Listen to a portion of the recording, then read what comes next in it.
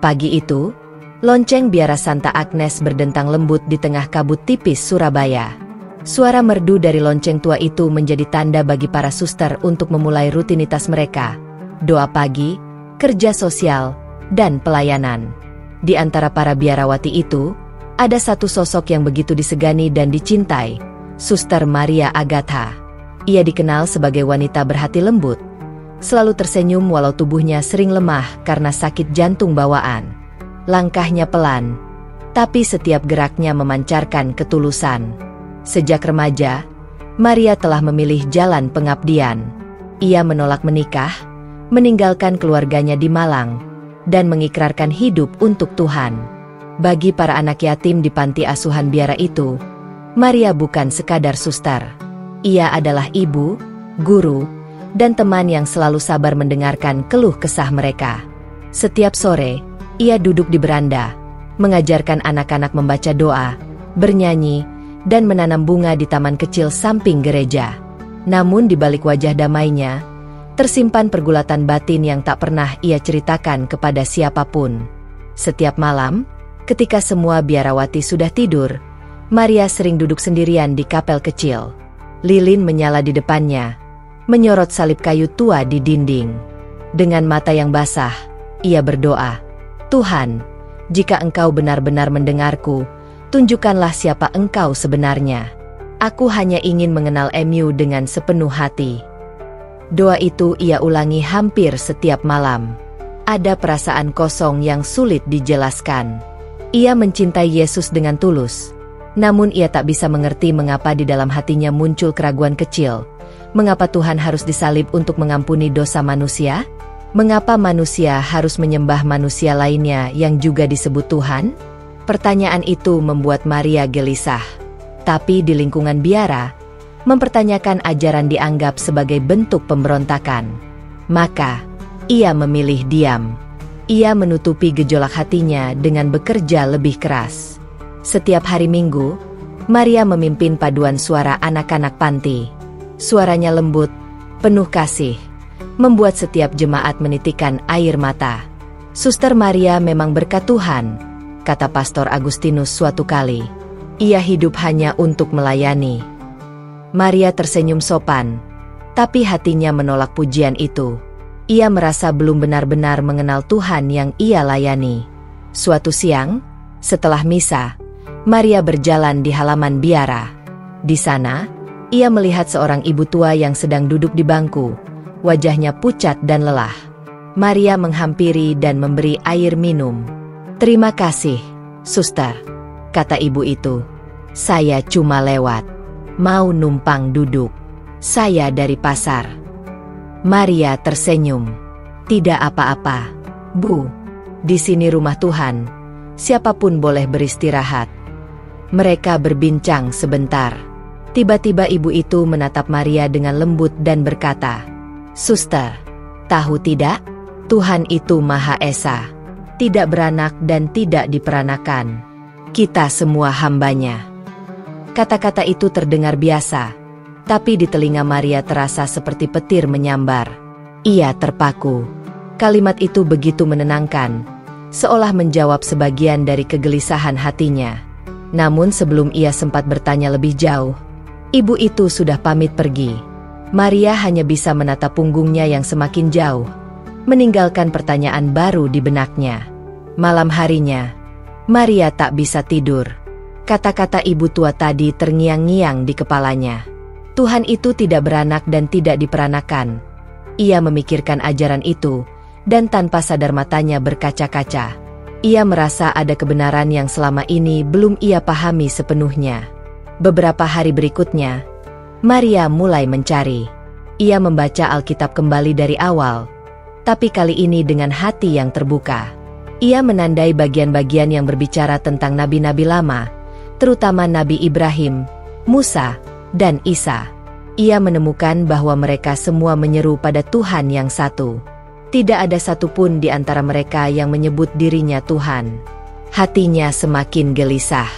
Ia ingin tahu lebih banyak, tapi takut dituduh murtad oleh rekan-rekannya. Maka ia berdoa lebih lama, memohon agar Tuhan sendiri yang menuntunnya pada kebenaran. Hari-hari berlalu. Tubuh Maria semakin lemah, namun semangatnya untuk melayani tidak pernah surut. Setiap kali menatap anak-anak yatim yang ia rawat, hatinya selalu berbisik, "Tuhan pasti tidak ingin aku hidup dalam kebingungan." Suatu sore, setelah mengajar doa sore, Maria berdiri di depan cermin kamarnya. Wajahnya tampak pucat, tapi matanya berkilat tajam.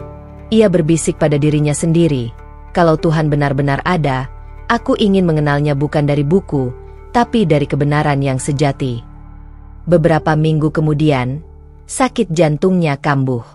Ia jatuh pingsan di dapur biara, membuat semua suster panik. Saat tubuhnya dibawa ke rumah sakit, Maria masih sadar, namun napasnya terengah. Dalam hatinya, ia hanya sempat berdoa lirih, "Ya Tuhan, jangan biarkan aku mati sebelum mengenal MU yang sebenarnya." Malam itu, di rumah sakit, denyut nadinya melemah. Para dokter berusaha sekuat tenaga menyelamatkannya, sementara para suster berdoa di ruang tunggu. Hingga akhirnya, monitor jantung berbunyi datar. Garis hidupnya berhenti. Suster Maria Agatha dinyatakan meninggal dunia. Namun, itu bukan akhir dari kisahnya. Justru dari kematian itulah, Tuhan akan membuka pintu kebenaran yang selama ini ia cari dengan air mata dan ketulusan. Sudah 3 minggu sejak Suster Maria Agatha pulih dari sakit jantungnya. Tubuhnya memang membaik, tetapi batinnya justru semakin tidak tenang. Sejak kejadian itu, ia merasa hidupnya seperti dihadapkan pada 2 jalan, antara keyakinan yang telah ia jalani bertahun-tahun, dan sebuah bisikan halus yang menuntunnya untuk mencari sesuatu yang lebih dalam. Setiap kali misa dimulai, Maria kini tidak lagi bisa fokus. Ia mendengarkan doa, tetapi hatinya berputar pada satu pertanyaan yang tak kunjung terjawab. Jika Tuhan itu satu, mengapa manusia menyembah 3 wujud yang berbeda? Ia mencoba mengusir pikiran itu dengan doa, tapi semakin ia berdoa, semakin besar rasa ingin tahunya. Dalam keheningan malam, ia membuka Alkitab yang sudah lusuh di tangannya.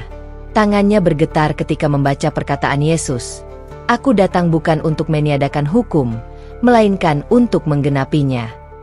Maria berhenti membaca. Ia merenung lama. Hukum? Hukum siapa? Pikirnya. Ia kemudian menelusuri kisah para nabi terdahulu, Musa, Ibrahim, Daud. Semua menyeru kepada Tuhan yang satu. Tidak ada satupun dari mereka yang mengaku sebagai Tuhan. Semua tunduk dan bersujud kepada Sang Pencipta yang esa. Air matanya menetes pelan.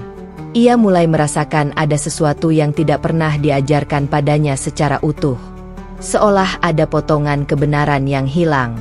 Keesokan harinya, Maria memberanikan diri bertanya kepada Pastor Agustinus, pemimpin biara yang selama ini ia hormati. "Romo," ujarnya lembut, "apakah Tuhan itu benar-benar 3 dalam 1? Atau sebenarnya hanya 1, seperti ajaran para nabi sebelum Yesus?" Pastor Agustinus menatapnya tajam. "Suster Maria," katanya tegas, "kau terlalu banyak berpikir. Iman tidak perlu dipertanyakan, cukup dipercayai." "Tapi, Romo," Maria mencoba menjelaskan, "di hati saya merasa Tuhan itu hanya 1, bukan 3, bukan bagian-bagian, hanya 1 yang layak disembah." Pastor menghela napas, menepuk pundaknya dengan berat. "Hati-hati, Maria. Setan bisa menyesatkan lewat logika. Berdoalah lebih banyak agar imanmu tidak goyah." Maria menunduk. Ia tidak ingin berdebat. Namun setelah pertemuan itu, hatinya justru semakin gelisah. Ia tidak merasa sedang disesatkan oleh setan. Justru ia merasa sedang dipanggil oleh sesuatu yang lebih tinggi. Malam itu, ia pergi ke perpustakaan kecil biara. Ia mencari buku-buku tentang sejarah agama. Dalam tumpukan buku tua berdebu, ia menemukan satu buku berjudul Sejarah Nabi dari Timur Tengah. Buku itu bukan bacaan resmi biara, tapi ia membawanya diam-diam ke kamarnya. Ia membaca semalaman. Di sana tertulis bahwa agama para nabi awal seperti Ibrahim dan Musa menekankan keesaan Tuhan, tanpa perantara, tanpa sekutu. Mereka bersujud, berpuasa, dan berdoa menghadap ke arah yang sama, kepada Tuhan yang esa. Maria menatap jendela kamarnya yang temaram. Apakah Yesus juga menyembah Tuhan yang sama dengan mereka? Batinnya bertanya. Ia membuka Alkitab kembali dan menemukan ayat lain. Yesus berlutut dan berdoa kepada Bapa di surga. Sekali lagi hatinya bergetar. Kalau Yesus berdoa kepada Tuhan, maka siapa yang Yesus sembah? Air matanya jatuh tanpa ia sadari. Ia tidak sedang kehilangan iman, tapi sedang menelusuri kebenaran yang selama ini ia yakini. Dan semakin ia mencari, semakin ia menemukan bahwa ajaran Yesus tidak berbeda jauh dengan ajaran para nabi sebelumnya. Hanya manusia yang kemudian menafsirkannya berbeda. Beberapa hari berikutnya, Maria mulai memperhatikan kebiasaan para jemaat. Ia melihat bagaimana mereka berdoa di gereja, menunduk di hadapan patung, dan mencium salib. Ia ikut melakukannya, tapi hatinya terasa menolak. Dalam hati kecilnya, ia ingin bersujud langsung kepada Tuhan tanpa perantara apapun. Suatu malam, Maria duduk sendirian di taman biara. Angin berhembus lembut, menerbangkan dedaunan kering.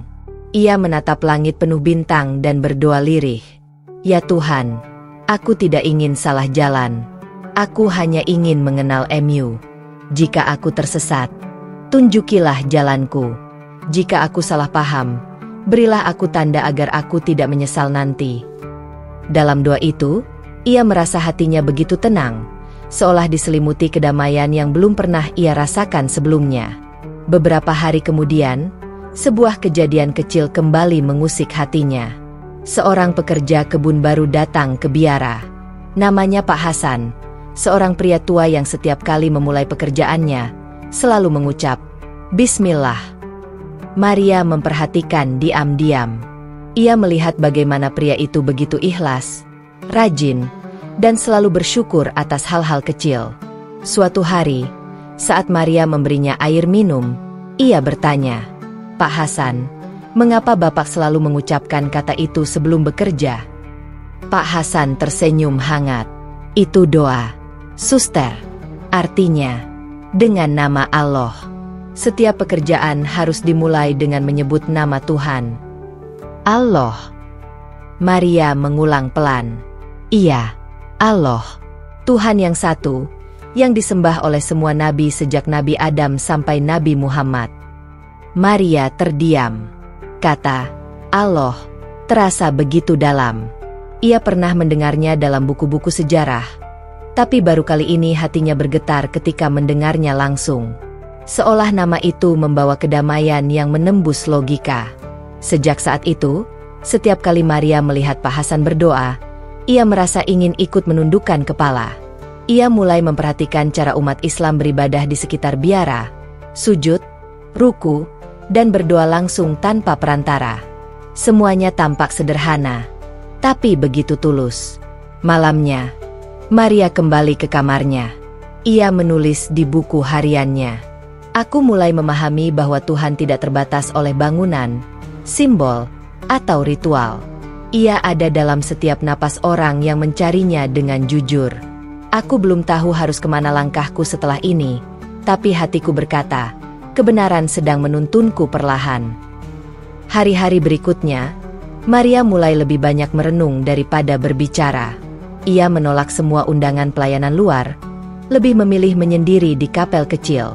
Rekan-rekan suster mulai khawatir melihat perubahan dirinya, tapi Maria hanya tersenyum.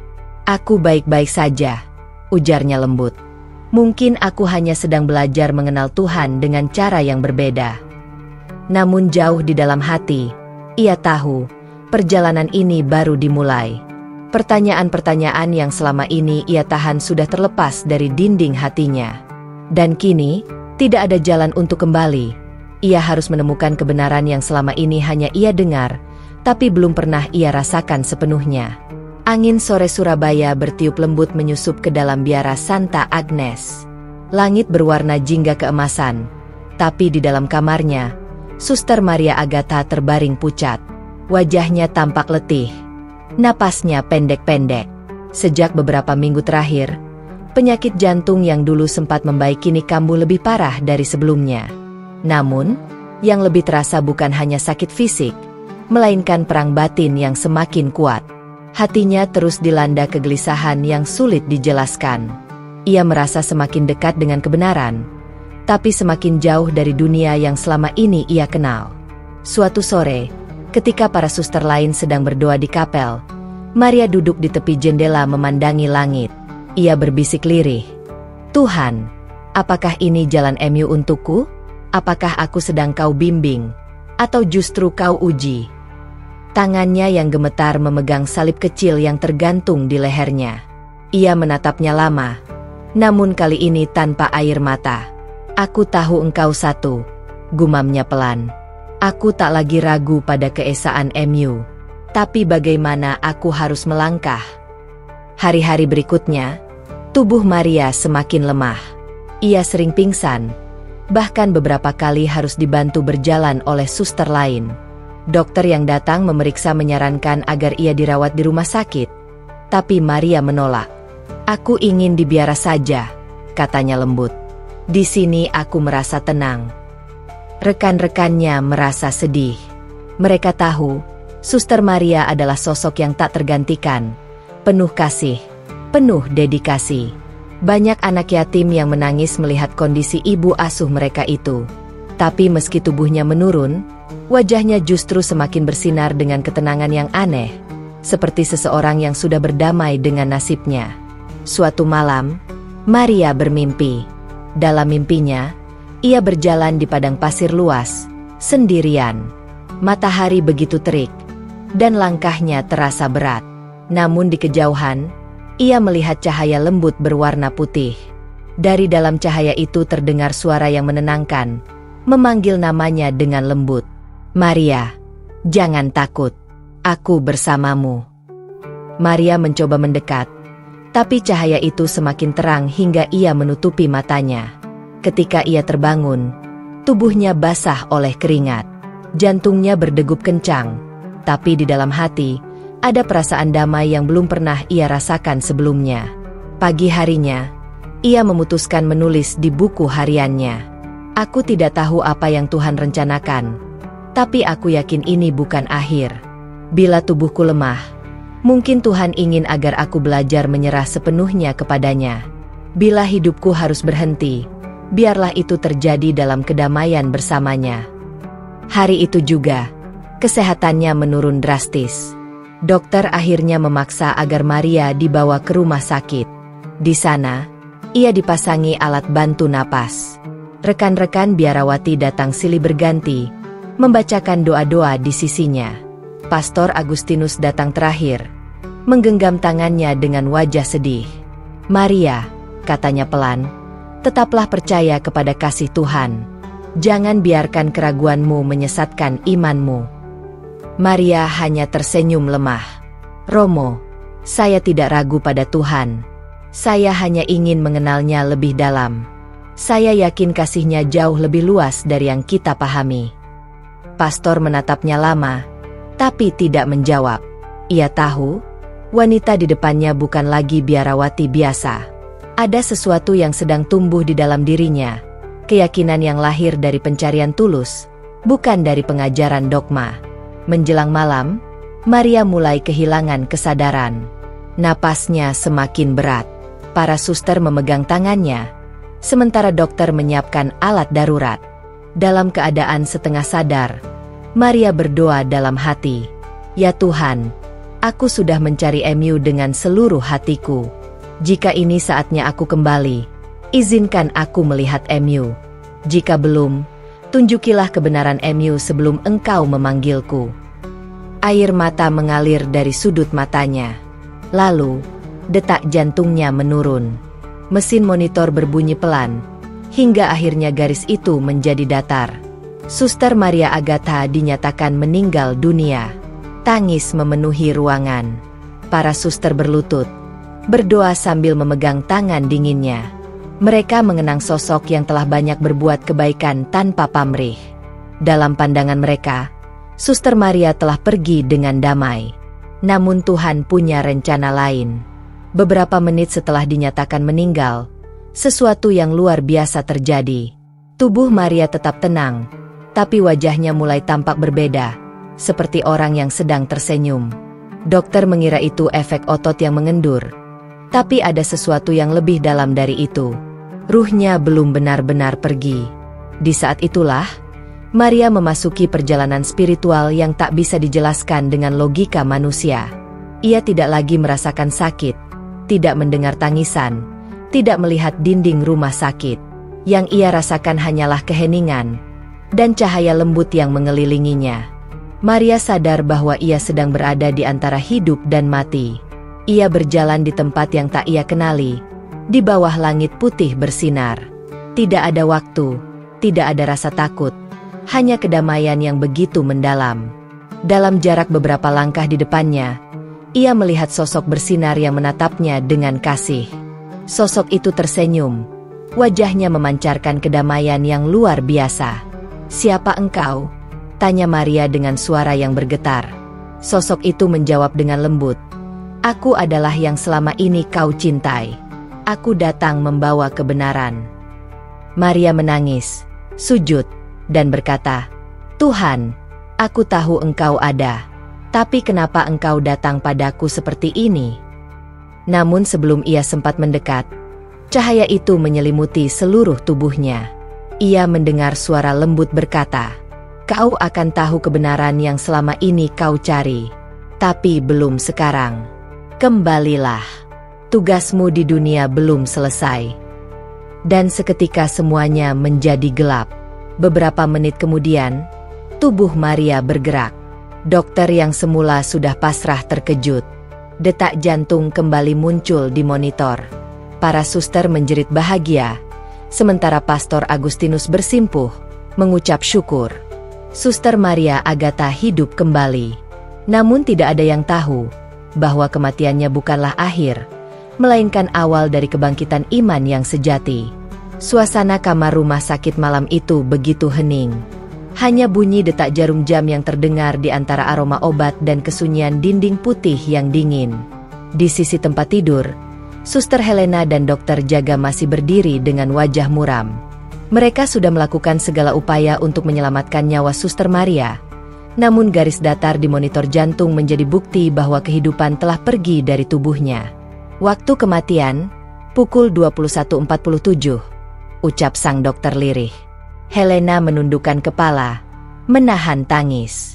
Ia memandangi wajah sahabat seperjuangannya yang kini tampak begitu damai, seakan sedang tertidur panjang. Ia tahu Maria sudah lama menderita penyakit jantung, tapi tidak menyangka malam itu akan menjadi akhir. Dengan hati hancur, ia menyalakan lilin kecil di sisi ranjang dan berdoa pelan, memohon agar Tuhan menerima jiwa Suster Maria dengan kasih-Nya. Namun beberapa menit setelah itu, sesuatu yang tak masuk akal terjadi. Jari-jari tangan Maria yang semula kaku perlahan bergerak. Matanya bergetar, lalu terbuka perlahan. Helena yang melihatnya sontak menjerit, "Dokter, dia hidup. Suster Maria hidup." Semua orang berlari masuk. Dokter segera memeriksa tanda vital. Dan benar, jantung Maria kembali berdetak. Tidak ada yang bisa menjelaskan secara medis. Tapi satu hal yang pasti, wanita itu telah kembali dari kematian. Ketika Maria sadar sepenuhnya, matanya menatap langit-langit dengan pandangan kosong. Air matanya mengalir tanpa henti. Ia menggenggam tangan Helena erat-erat. Suaranya bergetar. "Helena, aku melihat sesuatu. Aku tidak mati. Aku dibawa ke suatu tempat." Helena menatapnya heran. "Tempat apa? Maria, kau masih lemah. Jangan bicara dulu." Namun Maria tak peduli. Ia terus menangis, menatap kosong ke arah lilin yang menyala di meja. "Aku melihat cahaya yang sangat terang, tapi bukan silau. Aku merasa damai sekali." Lalu ada sosok datang mendekat. Aku tahu itu Yesus. Tapi, dia berbicara padaku dengan bahasa yang tidak ku mengerti, bahasa yang asing, tapi terasa suci. Helena menatapnya dengan wajah pucat. Ia tidak tahu harus berkata apa. Maria melanjutkan, sosok itu memandangku dengan lembut. Ia berkata, La ilaha illallah. Kalimat itu terus diulang-ulang. Aku tidak tahu apa artinya. Tapi setelah itu aku merasa sangat kecil di hadapannya. Lalu aku mendengar suara lantunan ayat yang indah. Begitu indah sampai aku menangis. Setelah itu aku terbangun di sini. Ruangan hening. Dokter saling pandang, berusaha mencari penjelasan logis. Tapi bagi Maria, kejadian itu terasa nyata. Lebih nyata dari dunia yang sedang ia lihat sekarang. Hari-hari berikutnya, tubuh Maria memang membaik. Tapi jiwanya gelisah. Ia tidak bisa tidur nyenyak karena terus mendengar lantunan yang sama di dalam kepalanya. Kadang di waktu malam, ia duduk di tepi ranjang sambil memejamkan mata, mengulang kata yang ia dengar dalam mati surinya. La ilaha illallah, bisiknya perlahan, tanpa tahu maknanya. Helena mencoba menenangkannya. Maria, mungkin itu hanya halusinasi. Kau baru saja melewati pengalaman dekat dengan kematian. Otakmu bisa saja menciptakan gambaran yang terasa nyata. Tapi Maria menggeleng lemah. Tidak, Helena. Aku tahu apa yang kulihat. Aku tahu apa yang kudengar. Itu bukan mimpi. Ia mulai mencari jawaban. Setelah sembuh, Maria kembali ke biara. Namun pikirannya tidak tenang. Doa-doanya terasa hampa. Bahkan salib di depannya kini menimbulkan tanya. Dalam keheningan malam, ia duduk di depan salib dan berdoa. Tuhan, jika Engkau benar-benar mencintaiku, tunjukkanlah kebenaran MU. Aku tidak ingin hidup dalam kebohongan. Aku ingin mengenal MU sebagaimana Engkau memperkenalkan diri MU padaku. Beberapa hari kemudian, Maria mulai membaca buku-buku teologi, mencari arti dari kata yang terus terngiang di kepalanya. Ia mencari di perpustakaan, membuka kamus bahasa kuno, tapi tidak menemukan arti pasti. Hingga suatu hari, ia tanpa sengaja melihat video ceramah di internet yang membacakan kalimat yang sama. La ilaha illallah, Muhammadur Rasulullah. Tubuhnya bergetar. Ia menatap layar komputer dengan air mata mengalir deras. Itu kalimat yang aku dengar di alam sana, bisiknya. Ia segera mencari tahu, dan terkejut ketika mengetahui bahwa kalimat itu adalah syahadat, pengakuan keimanan dalam Islam. Malam itu, Maria menangis sejadi-jadinya. Ia sadar bahwa pengalaman mati surinya bukanlah halusinasi, tapi panggilan dari Tuhan agar ia menemukan kebenaran. Ia menatap langit-langit biara sambil berbisik, Tuhan, Engkau telah menunjukkan jalan yang selama ini kucari. Beberapa minggu kemudian, ia memutuskan untuk keluar dari biara sementara waktu untuk menenangkan diri. Ia mengatakan kepada rekan-rekannya bahwa ia ingin berziarah keluar kota. Padahal sebenarnya ia ingin mencari orang yang bisa menjelaskan lebih jauh tentang apa yang ia alami. Saat bus yang ia tumpangi melaju di jalanan Surabaya yang ramai, Maria menatap keluar jendela dengan hati berdebar. Ia tahu hidupnya tidak akan pernah sama lagi. Ia baru saja kembali dari kematian. Dan mungkin, untuk pertama kalinya dalam hidup, ia benar-benar merasa hidup. Langit Surabaya sore itu berwarna oranye keemasan ketika Suster Maria turun dari bus di depan sebuah taman kota. Ia kini mengenakan pakaian biasa, bukan jubah biarawati seperti biasanya. Wajahnya tertutup kerudung tipis, dan langkahnya tampak ragu. Ia belum tahu kemana harus pergi, tapi hatinya yakin bahwa Tuhan sedang menuntunnya. Beberapa minggu terakhir hidupnya terasa seperti perjalanan spiritual yang menegangkan. Sejak kembali dari mati suri, Maria tak lagi bisa menenangkan hati dengan doa-doa lamanya. Setiap kali ia menatap salib, yang terlintas di benaknya justru cahaya lembut dan suara yang mengucap, La ilaha illallah. Suara itu menjadi gema yang tak pernah hilang. Maria memutuskan untuk mencari jawaban. Ia mulai mendatangi toko buku, membaca tentang Islam, sejarah para nabi, dan ajaran yang disebut tauhid. Ia menemukan hal yang mengejutkan.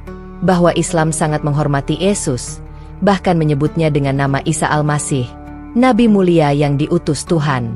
Isa tidak disalib. Ia diangkat oleh Tuhan, bisiknya saat membaca Al-Quran terjemahan di rak toko buku. Tangannya bergetar, hatinya berdebar. Jadi, selama ini aku mungkin telah salah memahaminya. Malam itu, Maria duduk di kamar sewaan kecil yang ia tinggali sementara. Di depannya terbuka dua kitab, Alkitab dan Al-Quran. Ia membacanya bergantian, mencari benang merah di antara keduanya. Yang membuatnya tertegun adalah betapa ajaran Islam sangat menekankan keesaan Tuhan, dan bagaimana semua nabi, termasuk Yesus, mengajak manusia untuk menyembah hanya kepada Tuhan yang esa, bukan kepada dirinya. Air matanya menetes di atas lembaran mushaf terjemahan. Tuhan, apakah engkau sedang membuka mataku? Bisiknya pelan. Beberapa hari kemudian, Maria memberanikan diri untuk mendatangi sebuah masjid besar di Surabaya. Ia berdiri jauh di luar pagar, hanya memperhatikan dari kejauhan. Di dalam, ia melihat sekelompok wanita mengenakan mukena putih sedang salat berjamaah. Gerakan mereka terlihat begitu teratur, penuh ketundukan dan ketenangan. Tidak ada musik, tidak ada patung, hanya lantunan ayat yang lembut. Maria merasa dadanya hangat. Ia tak tahu mengapa, tapi pemandangan itu membuatnya ingin menangis. Ada ketulusan yang sulit dijelaskan. Ketika jamaah bubar, seorang wanita paruh baya menghampirinya. "Mbak, mencari siapa?" tanyanya ramah. Maria gugup. Saya hanya ingin melihat. Saya belum pernah masuk ke masjid sebelumnya." Wanita itu tersenyum lembut. "Tidak apa-apa. Kalau mau, saya bisa temani masuk. Saya Bu Rahma, pengurus majelis taklim di sini." Dengan langkah hati-hati, Maria masuk ke halaman masjid. Aroma karpet bersih dan suara angin yang berhembus dari kubah membuat hatinya tenang. Ia menatap kaligrafi besar bertuliskan Allah dan Muhammad di dinding depan, dan tanpa sadar air matanya mengalir. Kaligrafi itu artinya, tiada Tuhan selain Allah, dan Muhammad adalah utusan Allah, kata Bu Rahma lembut. Maria tertegun. Itu kalimat yang aku dengar waktu mati suri. Bu Rahma menatapnya heran. Maksudnya, Mbak pernah mendengar kalimat itu sebelumnya? Maria mengangguk dengan mata berkaca-kaca. Ia pun mulai menceritakan pengalamannya, bagaimana ia mati suri, melihat sosok bercahaya yang ia yakini Yesus, dan mendengar kalimat suci dalam bahasa Arab.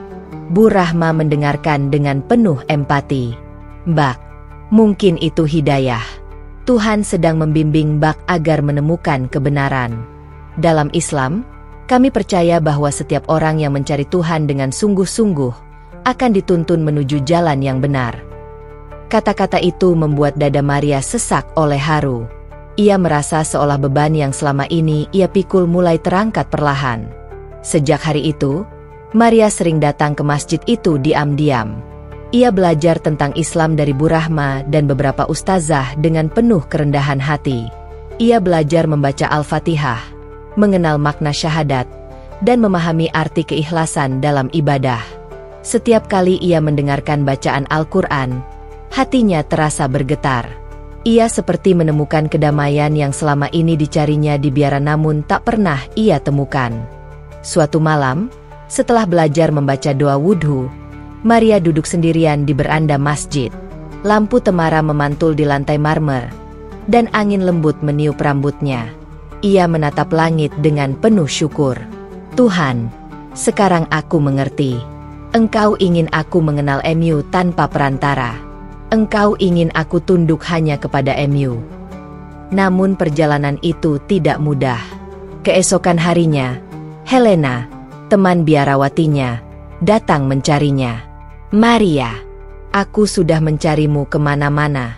Kau tahu apa yang orang-orang katakan di biara? Mereka bilang kau tersesat. Kau sedang diperdaya." Maria menatapnya dengan tenang. "Helena, aku tidak tersesat. Justru aku baru saja menemukan jalan yang selama ini kucari." Helena menatapnya dengan kecewa. "Kau gila, Maria. Kau biarawati. Kau bersumpah untuk mengabdi. Maria menggenggam tangannya. Aku tidak meninggalkan Tuhan, Helena. Aku justru sedang kembali kepadanya dengan cara yang lebih murni. Aku masih mencintai Yesus, tapi sekarang aku mengenalnya sebagai Nabi Isa, utusan Tuhan. Aku mencintai Tuhan yang disembah oleh semua nabi. Helena tak sanggup menahan air mata. Ia pergi tanpa sepatah kata. Maria menatap punggung sahabatnya yang menjauh sambil berdoa dalam hati. Ya Allah, berilah dia juga cahaya seperti yang Engkau berikan kepadaku. Malam itu, untuk pertama kalinya Maria bersujud. Ia tidak tahu gerakan salat dengan sempurna, tapi ia menempelkan dahinya ke lantai sambil menangis sejadi-jadinya. Dalam tangisan itu, ia merasakan kelegaan luar biasa, seolah beban puluhan tahun akhirnya terangkat. Ya Allah, aku bukan siapa-siapa. Aku hanya hamba MU yang mencari jalan pulang. Dan dalam keheningan malam itu, hatinya menjawab dengan tenang. Ia tahu, pencariannya telah mendekati akhir. Pagi itu udara Surabaya terasa sejuk, seolah alam ikut menenangkan hati Maria. Setelah berbulan-bulan mencari kebenaran, ia kini telah sampai di titik yang paling menentukan dalam hidupnya. Di depan cermin kecil di kamar kontrakan, Maria menatap wajahnya sendiri. Tidak ada lagi jubah biarawati yang menutupi tubuhnya. Tidak ada salib di leher. Hanya wajah seorang perempuan yang siap menyambut kehidupan baru. Ia menatap matanya yang sembab karena kurang tidur, lalu tersenyum tipis. Tuhan, jika ini benar jalan MU, kuatkan aku hari ini. Hari itu, Maria berencana menemui Ustaz Rahman, seorang pembimbing yang diperkenalkan oleh Bu Rahma. Masjid tempat beliau mengajar terletak di pinggiran kota, jauh dari keramaian. Di dalam hati, Maria tahu bahwa pertemuan ini akan mengubah segalanya. Sepanjang perjalanan naik ojek, pikirannya melayang. Kenangan masa lalu datang silih berganti. Masa kecilnya di sekolah Katolik, hari pertamanya masuk biara, doa-doa malam yang ia panjatkan di depan altar, dan wajah para suster yang begitu ia hormati. Ia merasa seolah meninggalkan seluruh masa lalunya. Namun anehnya, hatinya tidak sedih. Justru ia merasa damai, seolah telah menemukan rumah yang sesungguhnya. Setibanya di masjid, Bu Rahma menyambutnya dengan senyum hangat. Assalamualaikum, Mbak Maria, sapa beliau lembut. Maria tersenyum kikuk. Waalaikumsalam, jawabnya pelan, masih canggung dengan ucapan yang baru dipelajarinya. Sudah siap, Nak? Tanya Ustaz Rahman dengan nada lembut. Maria menatap beliau, lalu mengangguk perlahan. Saya sudah siap, Ustaz. Saya ingin bersyahadat. Saya ingin menjadi muslimah. Ustaz Rahman tersenyum bijak. Alhamdulillah. Ketahuilah, tidak ada paksaan dalam Islam. Jika ini benar-benar dari hati, maka hari ini akan menjadi hari lahirmu kembali. Air mata Maria langsung menetes. Ia menunduk, menggenggam tangannya sendiri yang gemetar. Saya tidak dipaksa siapapun, Ustaz. Saya datang karena hati saya yang memanggil. Ustaz Rahman mengangguk. Ia lalu mempersilakan Maria duduk di hadapannya, disaksikan oleh Bu Rahma dan beberapa jamaah wanita yang hadir dengan wajah haru. Baiklah, Nak Maria, ucap sang ustaz lembut. Ikuti ucapan saya perlahan-lahan. Maria menarik napas panjang. Air matanya menetes semakin deras. Asyhadu an la ilaha illallah. Suara Maria bergetar, namun tegas mengikutinya. Asyhadu an la ilaha illallah. Wa asyhadu anna Muhammadan Rasulullah. Wa asyhadu anna Muhammadan Rasulullah. Begitu kalimat terakhir keluar dari bibirnya, Maria langsung menutup wajahnya dengan kedua tangan. Tangisnya pecah. Ia menangis lama sekali, hingga bahunya bergetar hebat. Semua orang yang hadir pun ikut terharu, menyaksikan bagaimana seorang mantan biarawati yang pernah hidup di biara kini resmi menjadi seorang muslimah. Ustaz Rahman membiarkan ia menangis sepuasnya. Lalu, dengan suara lembut, beliau berkata, mulai hari ini, engkau telah bersih dari dosa masa lalu. Engkau adalah seperti bayi yang baru dilahirkan. Semua masa lalumu kini menjadi bagian dari perjalanan menuju Tuhan. Maria mengusap air matanya, lalu menatap sang ustaz. Apakah saya boleh mengganti nama saya? Ustaz? Nama yang baru, yang sesuai dengan iman saya. Boleh sekali, jawab beliau. Apakah kamu sudah punya nama yang kamu inginkan? Maria tersenyum haru. Saya ingin nama Maryam Aisyah. Maryam karena saya ingin meneladani ibu Nabi Isa, wanita suci yang tabah dan taat. Aisyah karena saya ingin belajar menjadi perempuan berilmu dan lembut seperti istri Nabi Muhammad. Bu Rahma langsung memeluknya erat. Masya Allah, indah sekali namanya, Nak Maryam. Hari itu menjadi titik balik dalam hidupnya. Maria, yang kini bernama Maryam Aisyah, merasakan kelegaan luar biasa di dadanya. Ia merasa seperti baru dilahirkan kembali. Dalam hati kecilnya, ia berjanji akan menggunakan sisa hidupnya untuk mengenal Allah lebih dalam dan menebar kasih seperti yang diajarkan Nabi Muhammad. Namun, perjalanan setelah itu tidak mudah. Ketika kabar keislamannya sampai ke telinga pihak biara, ia dipanggil untuk datang ke sana. Dengan hati berat, Maria memutuskan memenuhi panggilan itu. Di ruang tamu biara, Suster Helena menunggunya dengan wajah tegang. Maria, katanya dingin, aku tidak percaya kau benar-benar melakukan ini. Maryam tersenyum tenang. Namaku sekarang Maryam, Helena. Helena menatapnya tajam. Kau tahu apa yang kau perbuat? Kau menghancurkan segalanya. Biara ini, sumpahmu, pelayananmu, semuanya sia-sia. Maryam menunduk, menahan air mata. Aku tidak menghancurkan apapun, Helena. Aku hanya mengikuti kebenaran yang Tuhan tunjukkan kepadaku. Aku tetap mencintai Yesus, tapi kini aku mengenalnya sebagai Nabi Isa, bukan Tuhan. Helena berdiri, gemetar menahan marah. Kau sudah disesatkan. Maria menatapnya dengan mata lembut. Kalau aku disesatkan, mengapa hatiku menjadi sedamai ini? Mengapa aku merasa begitu dekat dengan Tuhan sekarang? Helena terdiam. Air matanya menetes tanpa sadar. Dalam hatinya, mungkin ada sesuatu yang terguncang, tapi ia tidak ingin mengakuinya. Ia hanya berbalik dan pergi tanpa sepatah kata. Setelah pertemuan itu, Maryam kehilangan banyak teman. Beberapa keluarga biara menolak berbicara dengannya lagi. Tapi ia tidak menyimpan dendam. Ia justru mendoakan mereka setiap malam. Ya Allah, jangan jadikan hatiku sombong karena Engkau beri aku hidayah. Berilah juga mereka cahaya seperti yang Kau berikan padaku. Hari-hari Maryam kini diisi dengan belajar. Ia mempelajari cara salat, membaca Al-Quran, dan belajar bahasa Arab. Setiap huruf yang ia pelajari terasa seperti mutiara yang menenangkan jiwa. Ia bahkan mulai ikut membantu di panti asuhan Islam bersama Bu Rahma, merawat anak-anak yatim seperti dulu ketika ia masih biarawati. Bedanya, kini ia melakukannya karena Allah semata. Dalam setiap langkahnya, Maria merasakan satu hal yang tidak pernah ia temukan sebelumnya, ketundukan yang membawa kedamaian.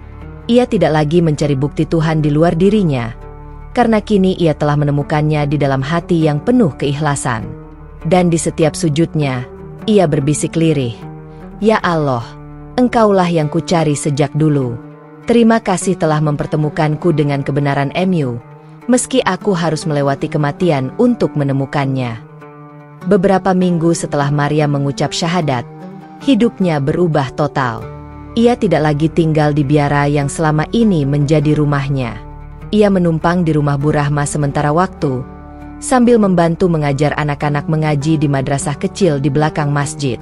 Hidupnya sederhana, makan sekadarnya, tidur di kamar kecil dengan sajadah sebagai alas, tapi hatinya damai seperti tak pernah sebelumnya.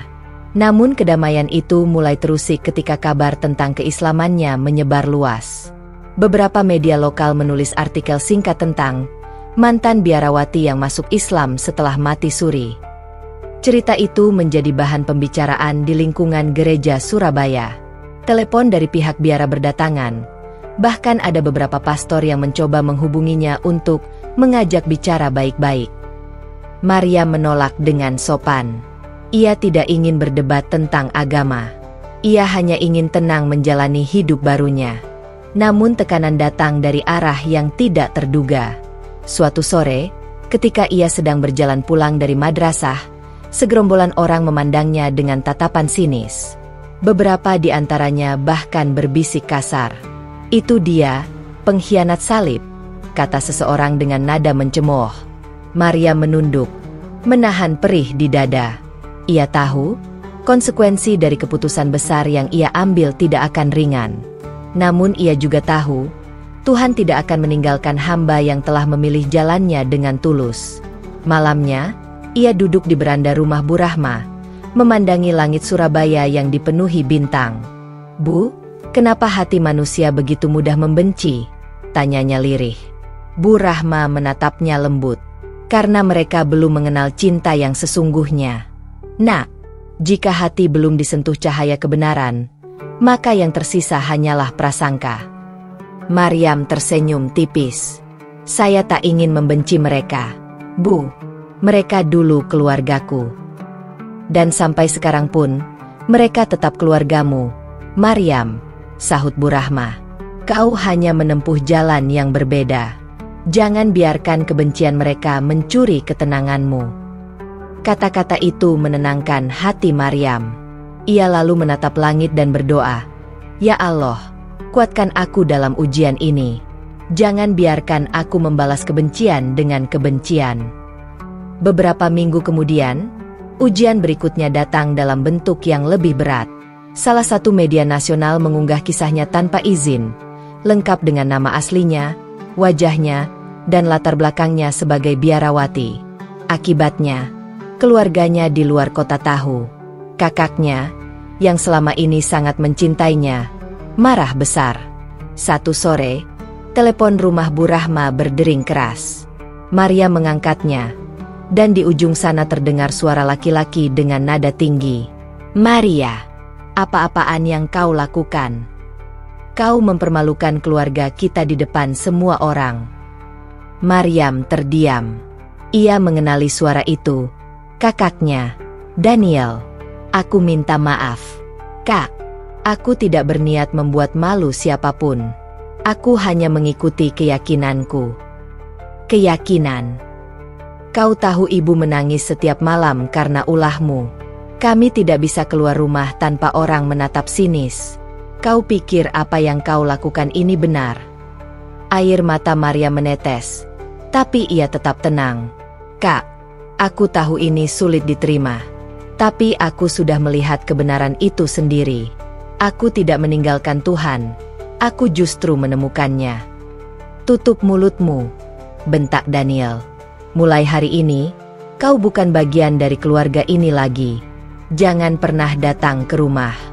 Jangan pernah cari kami lagi." Telepon pun terputus. Maryam terdiam lama sekali. Tangisnya pecah, namun bukan tangis kesedihan, lebih kepada keikhlasan. Ia tahu, cinta terhadap kebenaran memang selalu menuntut pengorbanan.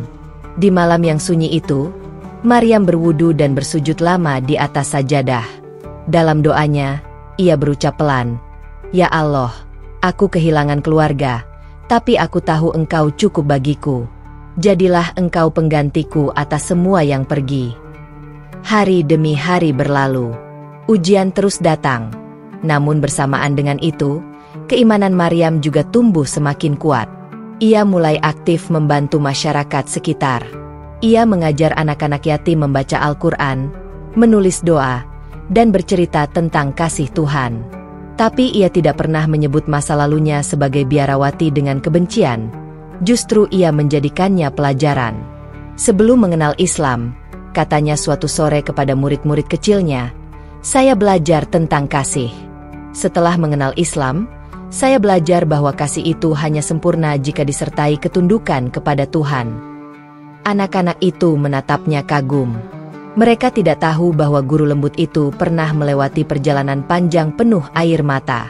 Suatu malam, ketika sedang membersihkan masjid, Maryam dikejutkan oleh kehadiran seorang tamu.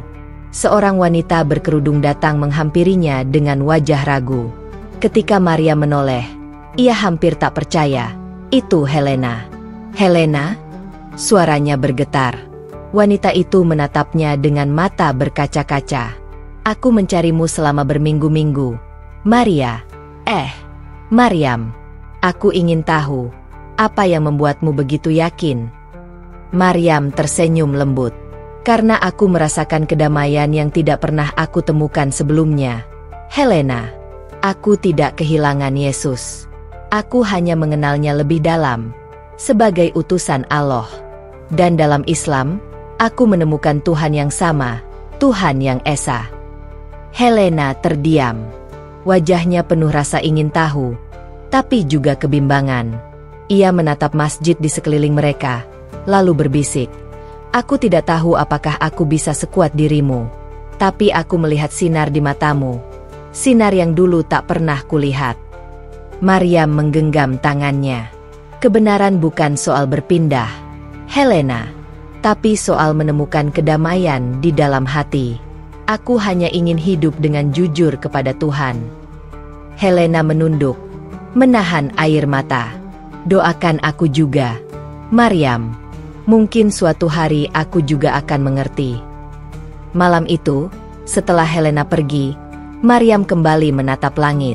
Ia sadar, perjuangannya belum selesai. Namun hatinya kini tak lagi rapuh. Ia telah belajar bahwa iman sejati tidak diukur dari berapa banyak yang mencintai kita, tapi dari seberapa kuat kita mencintai Tuhan meski semua meninggalkan. Ya Allah, bisiknya pelan, aku tidak takut kehilangan dunia, selama Engkau tetap di hatiku. Dan di tengah kesunyian malam Surabaya, Maryam Aisyah menatap bintang dengan mata basah, tapi penuh cahaya. Ia tahu, setiap air mata yang jatuh kini bukan lagi tanda kelemahan, melainkan bukti cinta seorang hamba yang akhirnya pulang kepada Rabb-Nya. Waktu terus berjalan, dan kehidupan Maryam Aisyah kini benar-benar berbeda. Ia bukan lagi seorang biarawati yang menghabiskan hari-harinya di balik tembok biara, melainkan seorang wanita yang hidup sederhana di tengah masyarakat. Setiap subuh ia berjalan ke masjid terdekat, menyapu halaman sambil tersenyum pada jamaah yang datang. Di wajahnya terpancar kedamaian yang tulus, kedamaian yang dulu tidak pernah ia rasakan meski telah bertahun-tahun berdoa di altar gereja. Bagi Maryam, setiap sujud adalah pengingat bahwa Tuhan benar-benar dekat. Ia tidak perlu lagi perantara, tidak perlu upacara megah atau nyanyian rohani yang merdu. Hanya hati yang berserah, air mata yang menetes di sajadah, dan rasa syukur yang terus mengalir. Ia telah menemukan makna dari kata hidayah, sebuah panggilan lembut dari Tuhan yang hanya bisa dirasakan, bukan dijelaskan. Namun perjalanan baru Maryam tidak berhenti di sana. Ia mulai diundang ke berbagai tempat untuk membagikan kisah hidupnya. Di kampus, di masjid, bahkan di rumah-rumah sederhana, banyak orang datang hanya untuk mendengar kesaksiannya. "Saya tidak ingin disebut mualaf yang hebat," katanya suatu kali di hadapan jamaah. "Saya hanyalah orang yang tersesat lama, dan akhirnya dituntun pulang oleh kasih Tuhan." Setiap kali berbicara, suaranya lembut namun penuh kekuatan. Banyak yang meneteskan air mata ketika ia menceritakan bagaimana Yesus yang ia cintai justru membimbingnya menemukan kebenaran Islam. Maryam tidak pernah menghina keyakinan lamanya. Ia selalu berkata dengan tenang, "Saya menghormati semua orang yang mencari Tuhan. Tapi saya bersaksi bahwa hanya dalam Islam saya menemukan jawaban dan ketenangan yang sejati." Suatu sore, setelah mengisi sebuah kajian di Surabaya, seorang perempuan muda menghampirinya. Ia mengenakan kalung salib di lehernya dan berkata dengan mata berkaca-kaca, "Suster Maria, maksud saya, Ibu Maryam. Saya dulu mendengar nama Ibu di biara. Kami pikir Ibu sudah meninggal. Tapi ternyata Ibu hidup dan berubah." Maryam tersenyum hangat, menepuk tangan gadis itu. "Aku memang mati, Nak. Tapi Allah memberiku kesempatan hidup lagi agar aku tahu arah yang benar. Aku tidak ingin kamu terkejut. Tapi carilah kebenaran dengan hatimu sendiri. Jangan takut mencari Tuhan." Gadis itu memeluk Maryam dengan erat, menangis di pelukannya. Di momen itu, Maryam tahu bahwa kisah hidupnya bukan hanya tentang dirinya, melainkan tentang harapan, bahwa siapapun bisa mendapat petunjuk, kapanpun dan dimanapun. Waktu berlalu. Setiap langkah Maryam selalu diiringi doa dan rasa syukur.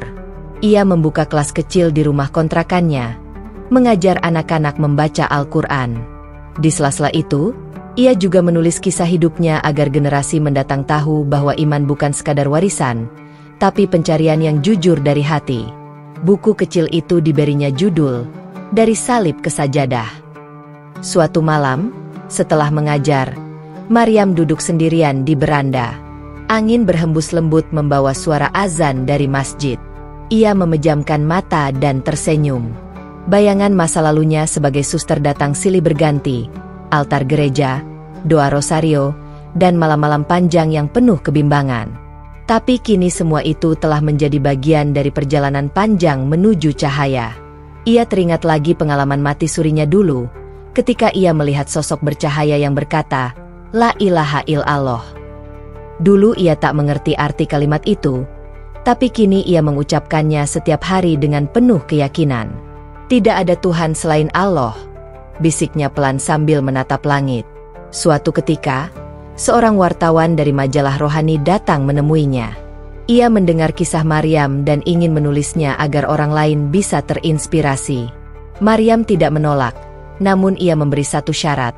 Tulislah bukan untuk menghakimi, tapi untuk menyadarkan bahwa Tuhan bisa menunjukkan jalan dengan cara apapun.